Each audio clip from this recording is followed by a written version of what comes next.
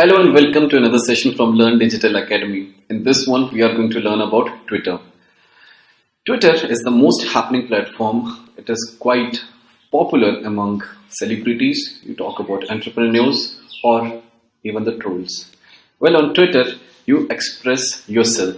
Why Twitter is so famous rather than Facebook or LinkedIn is because of its features of character limits, wherein you have a post you can write on LinkedIn, on Facebook for unlimited amount. You could write 2000 characters over there, 3000 characters over there, but in Twitter, you have a limit over this section. You can only have 280 characters for yourself.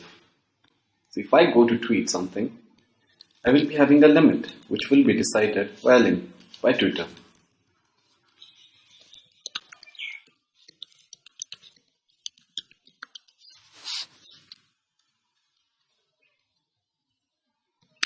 So I'm just gonna go randomly. And if you observe in the right hand side over here, it is showing us the character limit in a circle. Very soon it is going to come by numbers, by the number of characters that I will be left with.